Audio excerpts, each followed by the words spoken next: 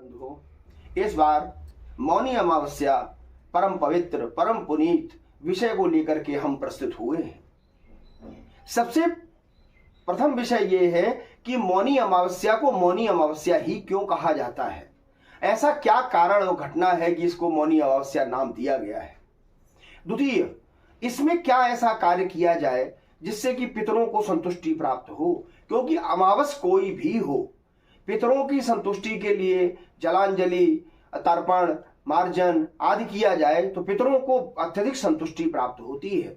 इस विषय को लेकर के दूसरा, गंगा जी का ही इतना पवित्र पुनीत वर्णन क्यों, क्योंकि मौनी अमावस्या के दिन गंगा जी का स्नान, गंगा जी पर दान आदि ही क्यों, और तिल का दान क्यों।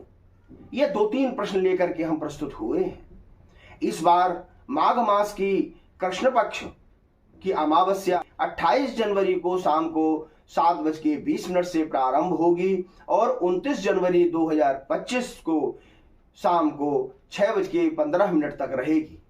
इसलिए इस बार अमावस्या 29 तारीख को ही परम पुनीत मनाई जाएगी। इस बार मौनी अमावस्या के दिन 3 योग प्रारंभ हो रहे हैं। प्रथम शश योग, द्वितीय सिद्ध योग और तृतीय अमृत योग। यह तीनों योग कई वर्षों बाद ही प्रारंभ हुए हैं, एक साथ मिले हैं। अमावस्या के दिन जब यह तीनों योग मिलते हैं तो कोई भी कार्य किया जाए तो उसमें पितरों की संतुष्टि और पितरों द्वारा सभी जनमानस को उनके पूर्वजों के द्वारा, उनके पितरों के द्वारा, उनके वंशानुगत जो व्यक्ति हैं उनको आशीर्वाद प्राप्त होता है। स्कंद पुराण में बहुत सुंदर वर्णन है कि माघ मास की कृष्ण पक्ष की अमावस्या के दिन मौनी ऋषि की उत्पत्ति हुई थी। मौनी ऋषि की उत्पत्ति गंगा तट के किनारे हरिद्वार में प्रादुर्भाव हुआ।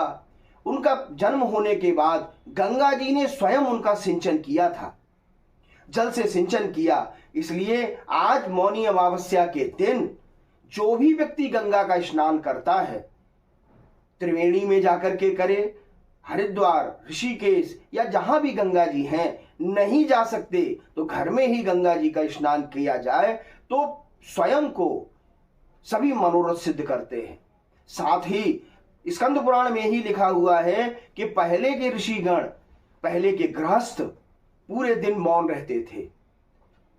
आज की भौतिक परिस्थिति को देखते हुए मौन रहना संभव नहीं हो पाता है, तो 1 घड़ी यानी 12 मिनट, 24 मिनट या 2.5 घड़ी, 1 घंटा मौन रहा जाए तो भी पूरे मौनी अमावस्या का पुण्य फल प्राप्त होता है।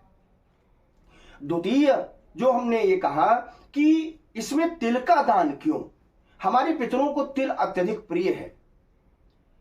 गुड़ और तिल को मिश्रित करके गाय बनाई जाए, पीतल के पात्र में बना करके उसका षोडशोपचार पूजन करके और उसको दान किया जाए तो 100 वर्ष तक पितरों को संतुष्टि प्राप्त होती है।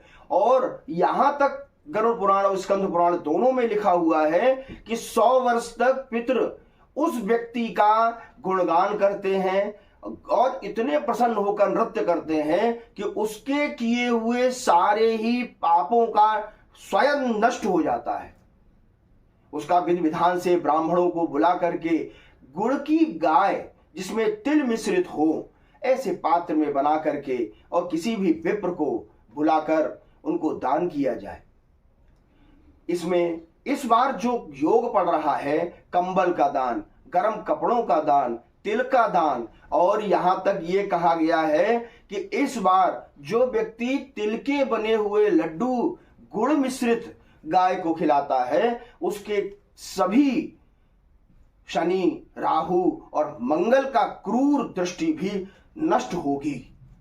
ऐसा इस बार का योग पड़ रहा है।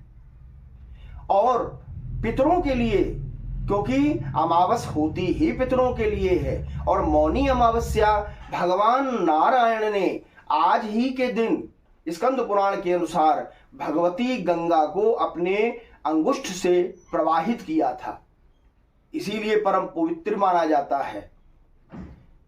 ऐसा दान आदि करने से, विप्रों को संतुष्ट करने से, यहां तक कि स्कंद पुराण में लिखा हुआ है, 3 लोगों को संतुष्ट अगर कर देते हैं, बहन को, ब्राह्मण को, कन्या को, तो आपके किए हुए थोड़ा सा भी दान आपको सहस्र गुना और लक्ष गुना फल प्राप्त करेगा। ऐसा शुभ योग इस मौनी अमावस्या के दिन आप सभी का कल्याण करे, यही कामना के साथ। और इसका विवरण हमने इसलिए दिया कि सभी को मालूम होना चाहिए कि मौनी अमावस्या मनाई क्यों जाती है। नमस्कार प्रिय बंधु।